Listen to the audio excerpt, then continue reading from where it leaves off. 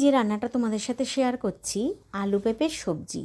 রুটি, পরোটা, লুচি, ভাত সবার সাথে খেতে ভালো লাগবে, এমনকি ফ্রাইড রাইসের সাথেও খেতে ভালো লাগবে। একবার অবশ্যই ট্রাই করে দেখো, খুব ভালো লাগবে। ছোট থেকে বড় অবধি সবাই খেতে পারবে, তবে ছোটরা খেলে ঝালের পরিমাণটা একটু কমিয়ে দিও, তাহলেই হয়ে যাবে। আলু আর পেঁপেটাকে সমান সাইজে আমি মোটা মোটা করে কেটে নিয়েছি। আমি এভাবে কেটেছি, তোমরা চাইলে অন্য শেপেও কাটতে পারো। ধুয়ে নিলাম। কড়াইতে তোমরা দেখতেই পারলে 2 চামচ মতন সর্ষের তেল দিয়েছি, 5 ফোড়ন, তেজপাতা আর একটা শুকনো লঙ্কা ফোড়ন দিয়েছি। যখন একটু 5 ফোড়নটা সুন্দর গন্ধ বেরিয়েছে, সামান্য একটু মিষ্টি মৌরি দিয়ে দিয়েছি, যেটা পানে খায়। সেই মিষ্টি মৌরিটা থাকলে দিও, না থাকলে দিও না, দিলে ভালো গন্ধ বেরোয় আর কি। তারপর দিয়ে দেবো একটু হিং। তারপর কিন্তু আমি আলু পেঁপেটা দিয়ে দেবো।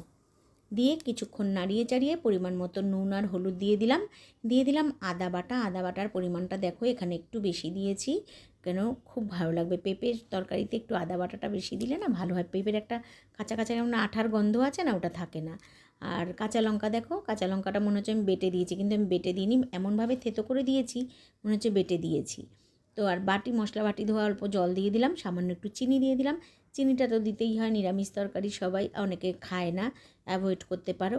তারপর কিন্তু ভালো করে কষিয়ে নেওয়ার পরে 1 চামচ, ছোটো চামচের 1 চামচ জিরে গুঁড়ো দিয়ে দিয়েছি।